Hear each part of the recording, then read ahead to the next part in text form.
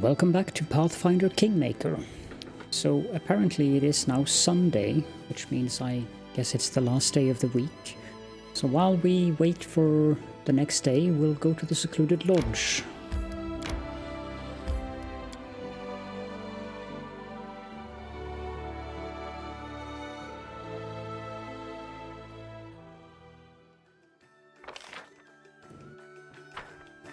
Which seems to be an interesting place. The fire crackles, bringing comfort to weary travelers. So, well, it is done. This is Herastil's holy symbol above the fireplace. The god of the hunt and family ties protects this place. The shelf contains a number of bottles with faded labels. It seems they've seen better days.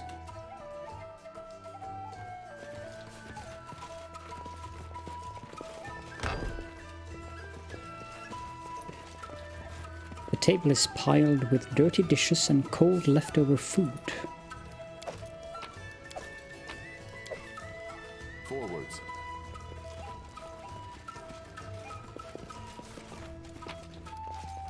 Oh, I don't like surprises. Lots of food supplies. A sling staff +2.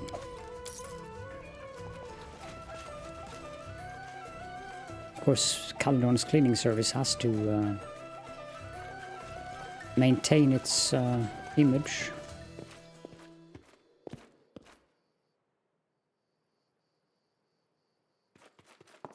Anything else?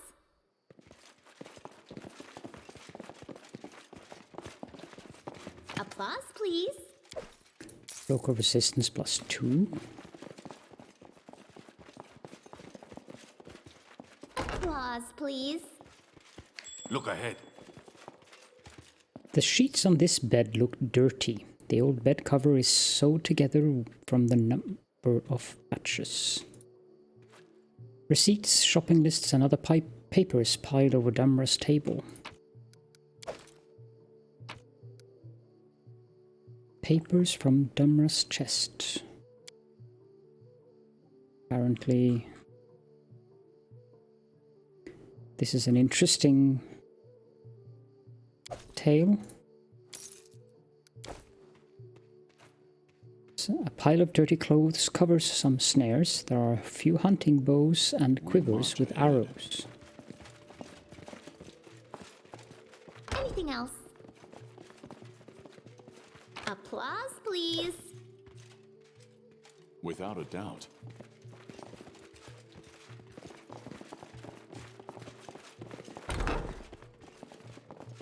Applause, please. Padded armor +2 and a masterwork falcata.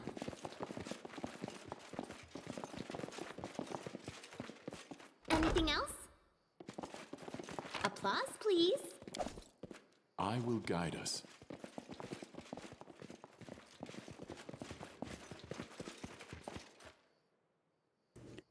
Who is this Damra? Yes? What is this place? Can't you see for yourself? Damra grumbles.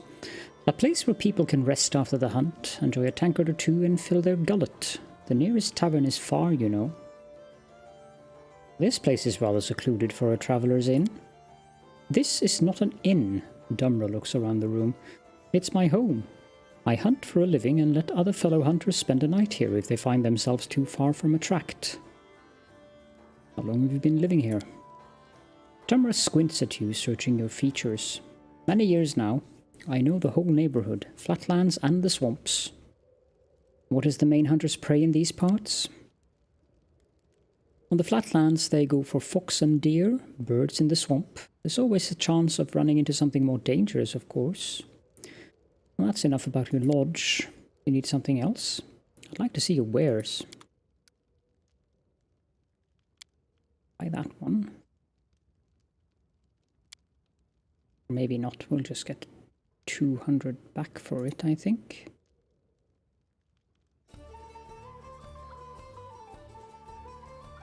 Eh.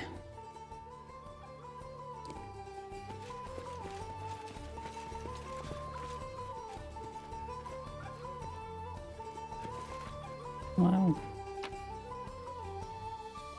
That's about it.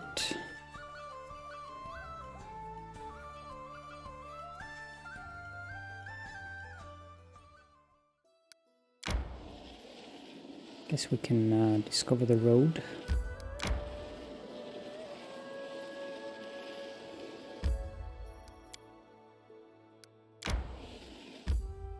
Then we can take a rest here. When I imagined adventures and heroes, this is not what I expected. Of course, there were exciting battles, but not terrible disease. And gods, so much blood. Life is cruel. Kill or be killed. There's usually no time for pity. Indeed.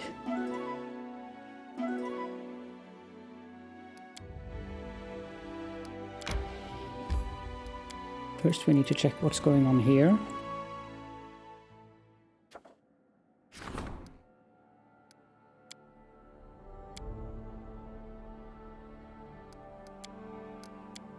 This one isn't that important, nor is this. That one, however, is not. Who can we use here? Harim. You will be available in 3 days.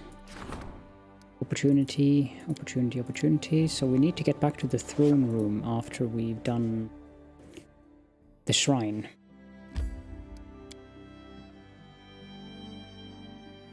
It should be Moon Day now.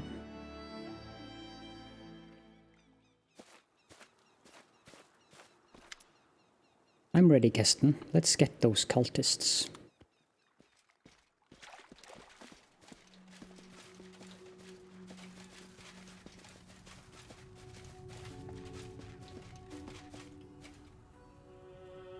Come to me, Lamashtu's children. Today we praise our great mother who imbued blah blah. Yeah, I don't manage to speak quickly enough.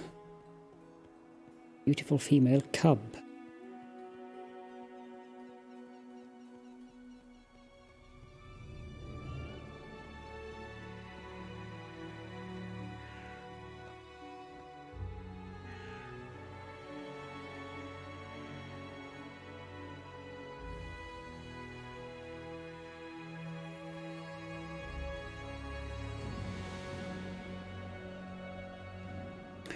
This is an interesting lot. Our path leads on. Who will prevail? Does it matter?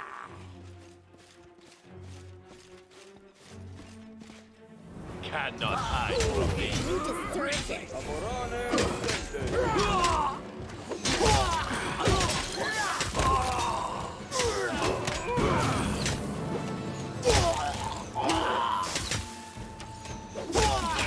Like it? Else one escaped. We need to catch him, otherwise another altar will soon appear somewhere else. Blood-stained piece of a manuscript. Crushing bone, hear me. Each word I speak shall turn to stone. The world shall shudder at my word. Open your eyes and see. The world becomes beautiful. Burnt forest stretching to the horizon. Blah blah. Guess we'll just have to pick up these things and get after that cultist then.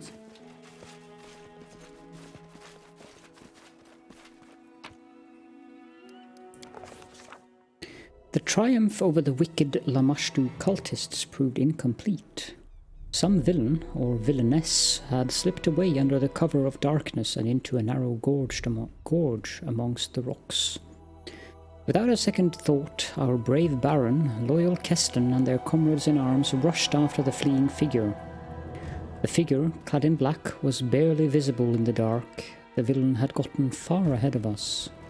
At the last moment, the Baron noticed their prey had turned aside and disappeared behind the rocks.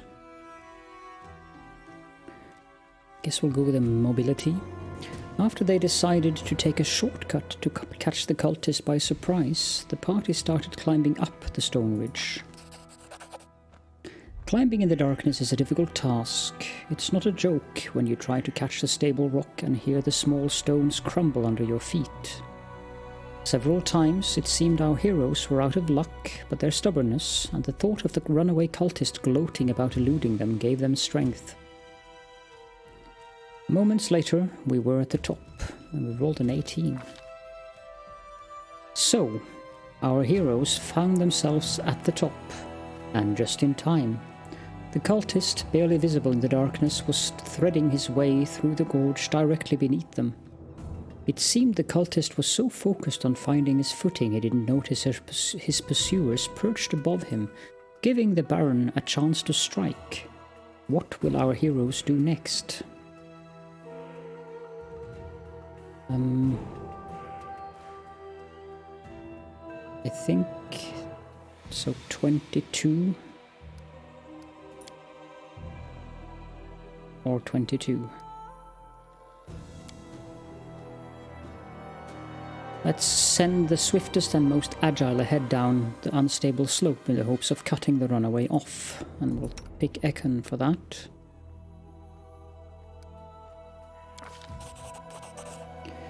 Ekondio appeared from the darkness like a spirit. The runaway clearly hadn't been expecting that.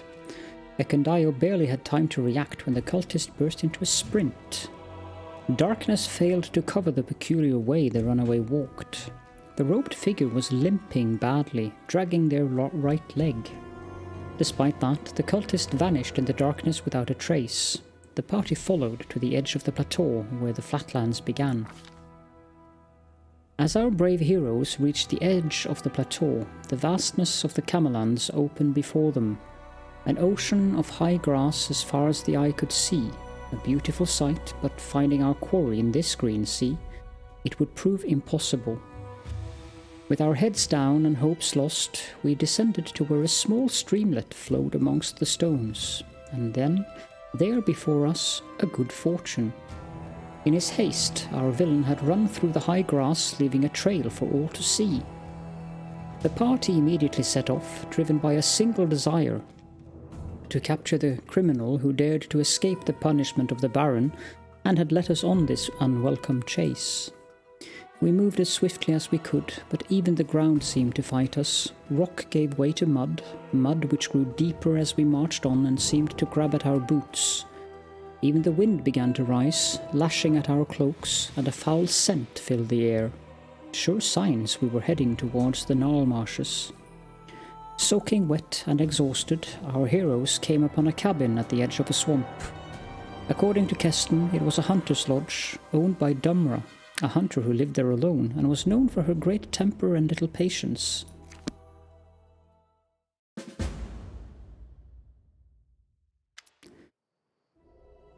The lodge is lit with only a few candles on the tables and the counter. Shadows lie thick around the room. A number of people are here. A well-dressed couple at one of the tables. A girl in simple dress dozes near the opposite wall, and at the counter is an untidy dwarf. She's wiping the mugs and glaring at you. From the half-opened kitchen door, you hear the clanging of pans upon metal, presumably a stove. Keston looks around with a heavy gaze. Things have gone from bad to worse. We must find the cultists before they flee, and we have no idea what they look like.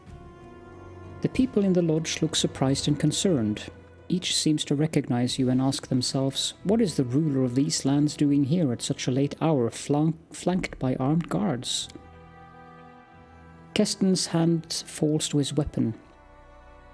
Your Grace, I'm ready to make an arrest, but if you wish to investigate further before making a decision, I'll make sure no one leaves the lodge until you give the order. I'd like to look around and speak with these people. Maybe I'll find something. As you command, Your Grace. No one will leave this house. I'll make sure of that. Keston looks around the hall once again. My advice, take their room keys. Their personal belongings speak their owner's intent, often more than their masters would like. Okay. So let's talk to people. A bearded, middle-aged man stands before you. He wears a massive gold chain on his neck. The woman beside him gives a polite smile and a nod as you approach. Greetings, Baron. The man's voice is so low as to rumble. Let me introduce myself, Cabron Tedrim from Restov. He nods to the woman beside him, and this is my wife, Una Tedrim. We've come to your lands to hunt, yet I admit we did not expect to meet you in person. To what do we owe this honor? A crime has taken place nearby. The one responsible may be hiding in this house. Have you seen anything suspicious? The Tedrims exchange glances.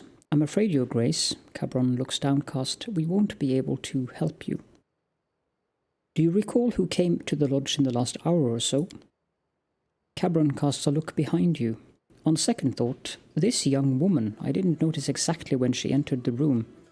He turns to his wife. My dear, perhaps you recall. What was the name our hostess used addressing her? Alika, sweetheart. Una shrugs faintly. I cannot recall if I saw her at the start of the evening. Let's go back to other questions. I need a key to your room. Despite Una's cool expression, you notice a bead of sweat running down her temple. As she spots your glance, her lips tighten. Cabron takes a key from his purse and hands it to you. As you wish, Baron. I'll come back to you later.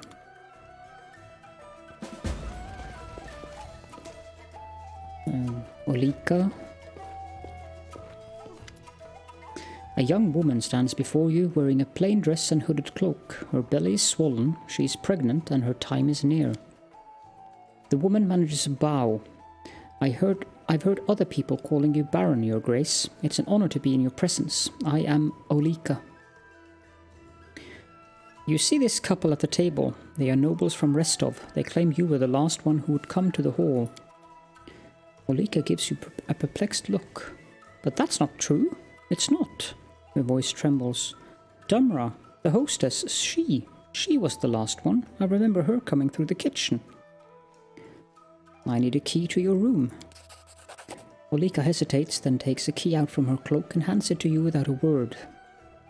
I'm looking for a cultist of a dark goddess. Can you help me? Alika pales. Cultists? That's horrible, but how can I help you? Do you know who came to the lodge last? Alika frowns. I heard a noise from the kitchen. It was like something fell on the floor, and then this grumpy old lady Dumra came out. Let's talk about something else, and I should go. Is there anyone in the kitchen? Tsanna. The kitchen servant is busy, grinding herbs within a mortar. She's wearing a dress soiled with dark stains, and her hair is knotted in a bun with a few stray hairs poking free. Succeeded at a stealth check. 40. The woman doesn't appear to notice you as she makes her way to the stove. You notice she's limping badly on her right leg. Before you can speak, she turns, sees you, and freezes. I need the key to your room. Room? She raises an eyebrow. I don't have a room, except here in the kitchen. Bed's a bench. Still, warm enough, though. We're looking for a criminal who may have fled this way. Have you seen anyone suspicious? What can be seen here, you say? Tsanna snorts. Ask Dumra. She runs the house, she does. Has anyone come into the kitchen recently? Only Dumra came, she frowns. No doubt checking to see I'm not palming the silver.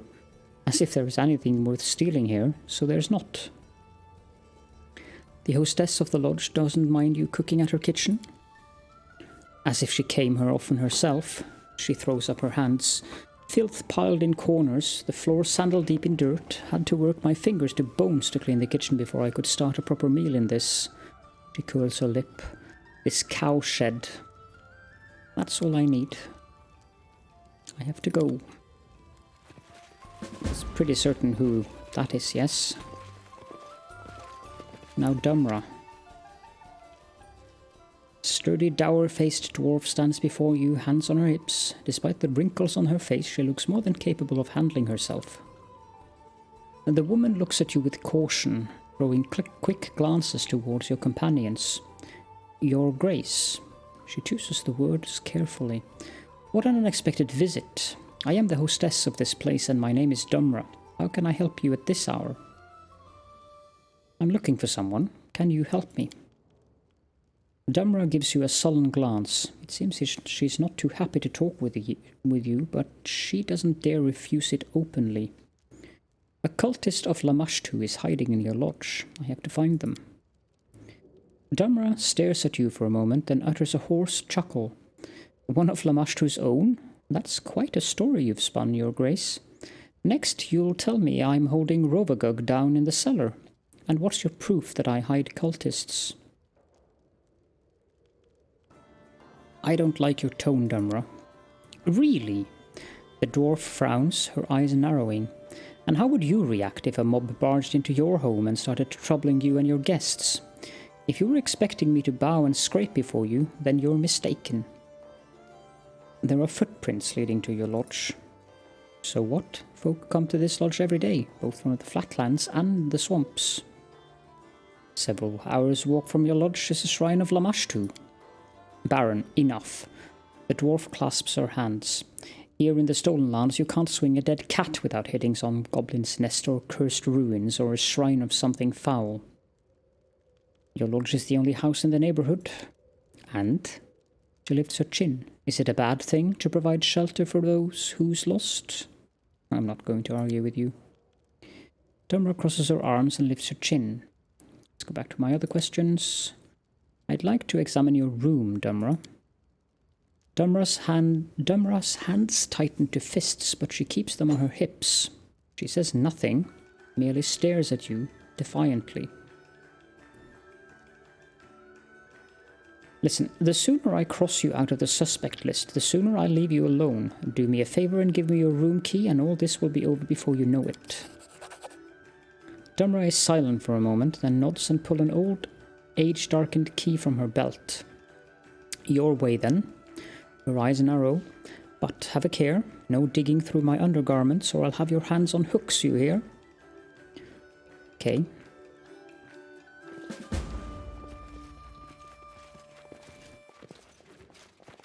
I wonder why she's so protective of that obvious cultist person. Tedrim's chest. I did it, but to what avail? No hunting bows, arrows, snares, nor any other sign of the Tedrims having any hunting on their mind. The sheets are crumpled, the blanket is thrown aside. It seems someone was sleeping in this bed not long ago. And the bag contained Tedrim's clothes and personal belongings. I think that was it in here. You can thank me now. Same as when we were here the last time.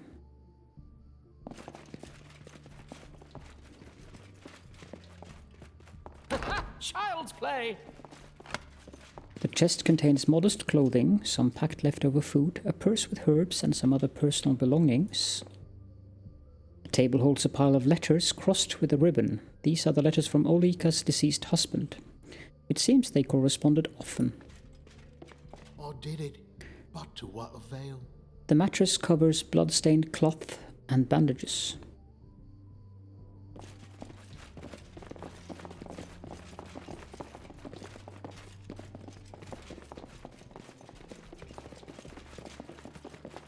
Okay.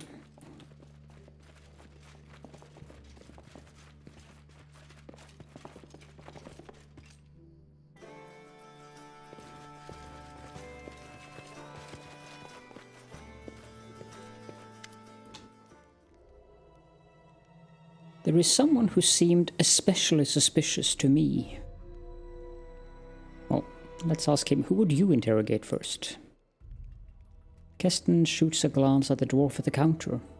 The hostess has been staring hate at us since we entered. Mind her. Well, there is someone who seemed especially suspicious to me. Just call the name and I will interrogate that person.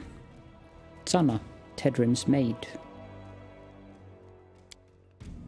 Keston raises his brow. You think so? He thinks for a moment, then nods. As you wish, my baron. I'll bring her. I think, Tsanna, you know why I brought you here. The kitchen servant casts a wary look at Keston, then you. I would? How? Do you jest, my lord? She gives a half smile as if uncertain. How could I know what you're thinking? Keston shakes his head. Enough, we know who you are. Lamashtu won't help you. Tsanna is silent for a moment, then straightens like a serpent, her eyes cold with contempt. Is that so? Her accent has vanished, the demeanour of a peasant shed like a cloak. Then you know little of our faith, indeed. The Great Mother is with me. Tsanna's voice is ice. Prepare yourself for her. Will they ever learn?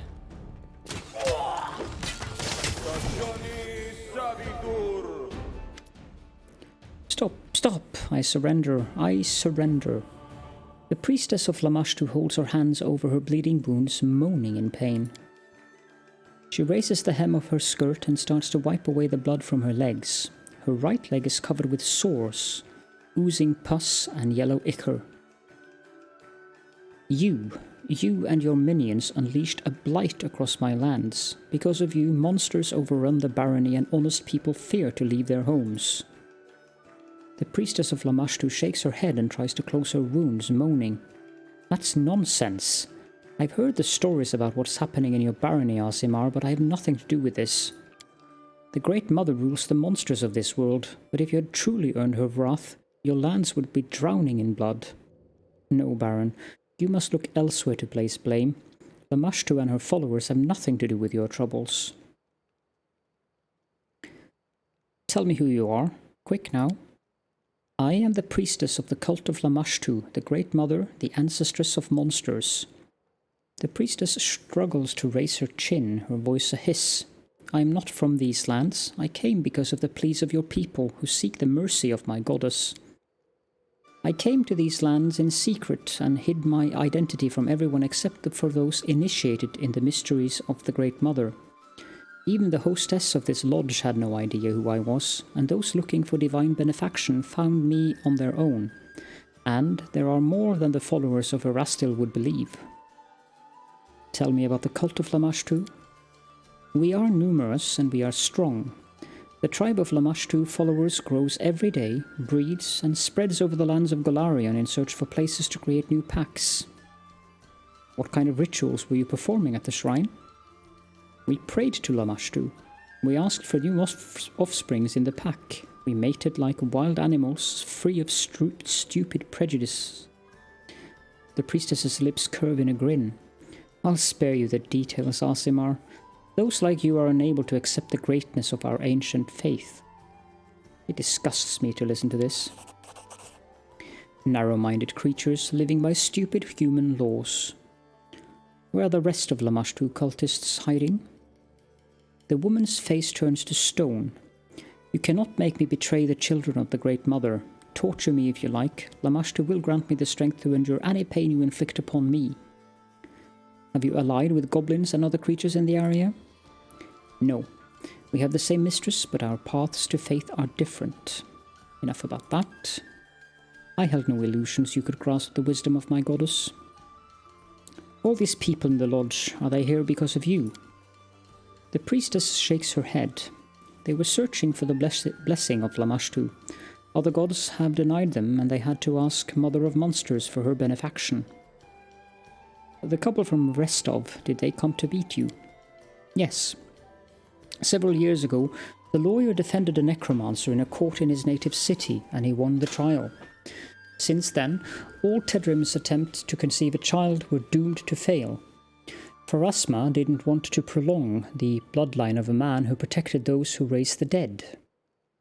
Yuna has more brains than her spineless mate, so she'd sought the support of Lamashtu. The child, of course, will bear the mark of the goddess, but Tedrims don't have much choice. Pharasma's memory is long. And what's the story of the merchant's widow? Alika. She's a poor child clinging to the unborn life in her womb. The seed of her husband was too weak. Alika's child is doomed to perish before coming to this world. Is the lodge hostess involved in all this? The priestess of Lamashtu looks at Dumra in disgust. This thoughtless thing? No. She did not see, was not smart enough to see what was transpiring under her nose. I won't offend the name of Lamashtu by calling our hostess one of her tribe. Enough. Keston, I have an order for you. Keston turns to you. Your Grace? These people are innocent. Let them leave. As for the priestess, she's banished from these lands forever. See to it that she's removed from the barony at once. Oh, Your Grace, wait! You can barely hear Alika's word through her sobs. Let me ask you, no, let me beg you, allow the priestess to perform one last ritual. Let her save my child. I have no other hope except for Tsanna.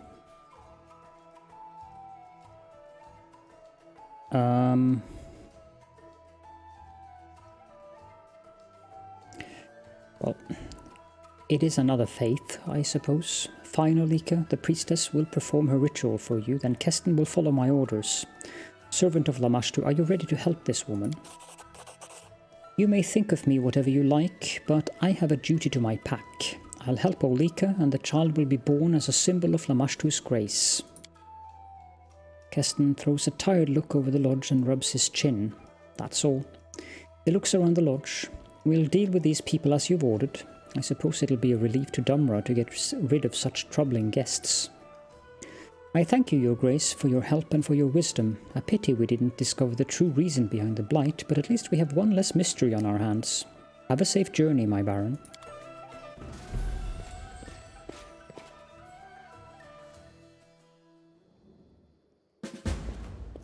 So are you still... Are you even offer me a room? Attend the council.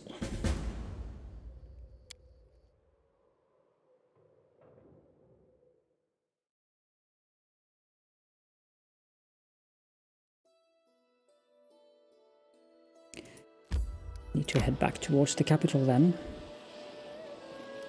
Stop. Let's claim that. Try to avoid. Failed. Whatever is this then? The beginning of the hunt. Any last More wishes? cultists.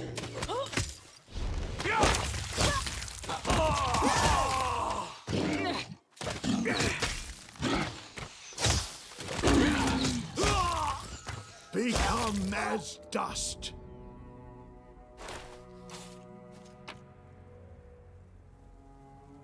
Masterwork longsword.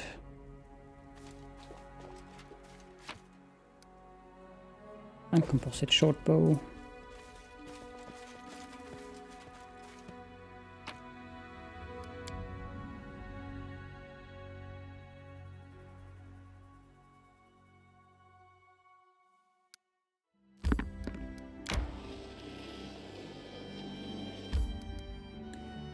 Claim.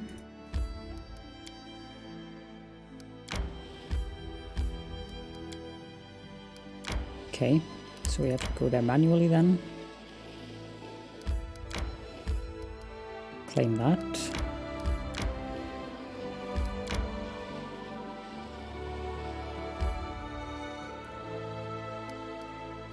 Something has happened here. Regongar. The general personally invited the rusty dogs to the finest inn around. The next day a message came. The mercenary captain sang praises of the general's combative spirit, whom the dogs had already begun to serve. +6 military. Okay, so there are plenty of people who want to...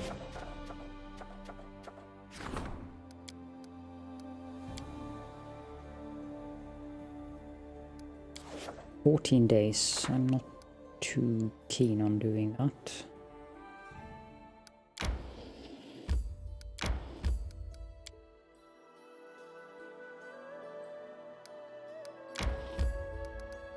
Why is there...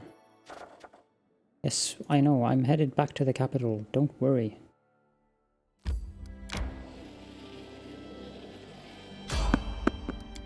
Try to avoid. Evade. Continue. Time to get some rest, isn't it? It's outside. Flame. And then head back towards the capital. My strength fades. I think I've read your book about dinosaurs.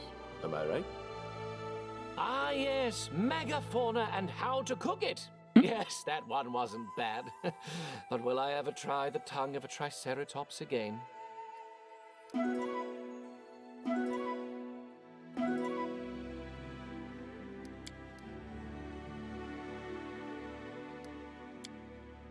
We have that...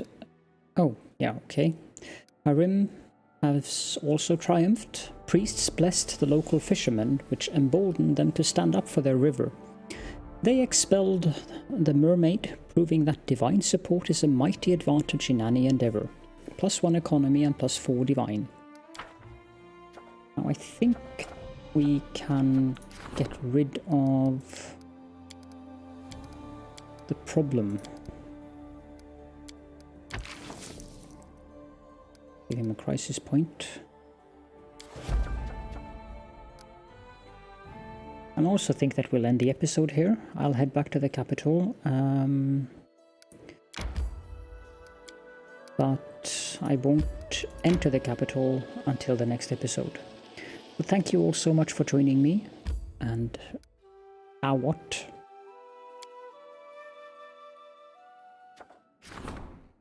Yes, fine. Again, thank you all so much for joining me, and I will see you all in the next episode.